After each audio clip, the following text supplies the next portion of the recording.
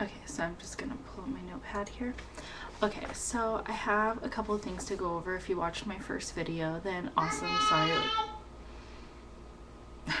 Yeah, thought I was smart this time. I had him eating. Okay, so my first one was a little drawn out, so I'm gonna try to make this one a little faster.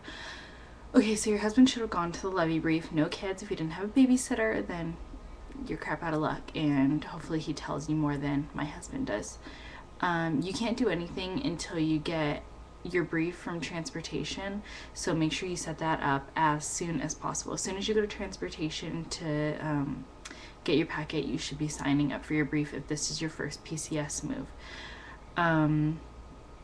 Try to give them, if you're in the peak summer season, or really any time, try to give them 3 weeks notice. They say 2 weeks, but they're going to cancel you. Say 3 weeks and you're going to be safe, and then not going in there like a crazy person.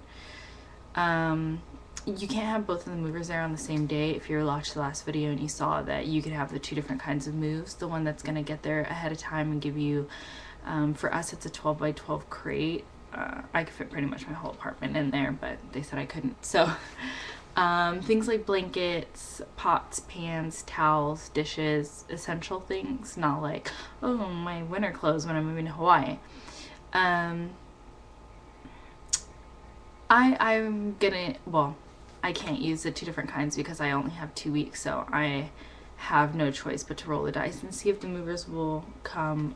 So I can only do the full move, so all of my stuff's gonna be moved at the same time. So what I'm gonna do is, in our suitcases, I'm going in, I was gonna say our car, but I don't think I will. In our suitcases, I'm going to put some canned food and stuff that we have in the cabinets, like non-perishable stuff, in our suitcases on the plane. So when we get there, we're going to have food and not have to, because they won't pack your food. Cans or not, they're not packing the food. So everything you have in your cabinets, everything, you're going to have one happy friend wherever you live, or donate it to a church or something. Or the WIC office, I know, takes stuff, or, you know, you could donate food to anywhere. Like I said, if you're going to be doing the 2 different movers, I would go kind of, i.e. like hot tub time machine kind of, you know, like this sticker and this sticker, like use like red stickers and blue stickers. This one's going the 12 by 12 crate and this one's going with the regular move, because you're going to want to segregate your different things. Where are you going to be shipping your car from? If you're from Fort Campbell, you can only ship from St. Louis, Missouri, Nashville, and Georgia. For us, we're going to be driving from Tennessee to California, and yes, you know, it's awesome. We found out that they'll ship our car from LA, but they won't fly us out from LA, so no matter what, we have to go back to St. Louis. So I thought we were going to save like $600 in gas, but that's not going to happen. So we're just going to drive and ship our car from St. Louis instead of having to pay like $1,000 in plane tickets for all of us to fly to St. Louis and then fly to Hawaii, because flying from California to Hawaii makes too much sense. Make sure your car only has 1/4 of a tank of gas. They will make you drain it or drive around, so make sure your car is like pretty much on E, which really sucks because I was like, oh, I'm gonna have our car full, because like in the Midwest or whatever, like gas is way cheaper than in Hawaii, so I thought that I was gonna cheat the system. Not happening. And you can't have gas cans in your car either. If you're going to Hawaii, you need to register your car on the island within 10 days. Don't try to be slick, like, because you have to register your car. On this base, we don't need stickers to get on anymore, but they made it seem like in Hawaii you do. So register your car, because in one of the packets I have a million over here. In one of the packets, this one actually, and I do suggest you read it. I'm like halfway through it. Pretty thick packet there, but I suggest you read it. It says that you need to have a Hawaii license, which this will be my first time giving up my California license. The baby's not waking up, but just do it. Unhook all your appliances when the movers get there. For us, it's just our washer and dryer, which is another thing. We're not putting anything in storage. We don't have time, so we're trying to make everything go as fast as possible.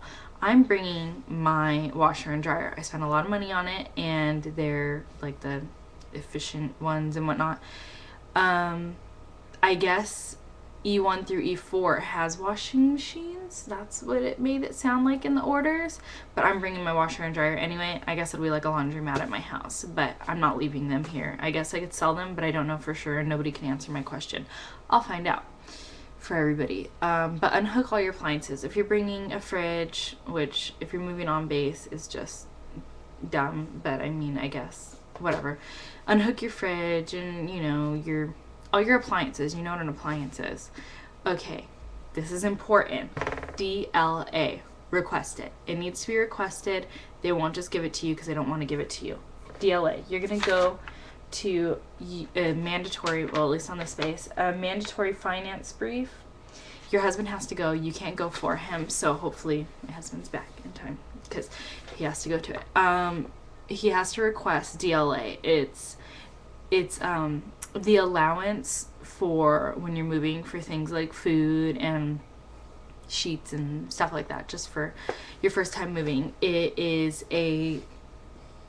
free and clear, like that's it. They just give it to you, but you have to request it. I highly suggest you read the packet. It's already going on 6 minutes. Okay. I highly suggest you read the packet. They gave me this packet and I was telling you about it from transportation, and I'll go through it again, but we did everything there. That huge gigantic packet that I just showed you, read it. It has a ton of useful information. Both of my kids are under 3, so they're not going to be going to school for a while. Just all the papers. Just go to ACS. If you're on Fort Campbell, they are so nice and a breath of fresh air, because the transportation people are going to make you want to kill yourself because they just hate life or something. You go in there and you don't know what you're doing, and they're not really willing to help. On the other hand, the lady who books your plane ticket is a complete sweetheart. I loved her, and she made my whole day at transportation worth not going crazy. So I hope that helps, and that's all I have for now.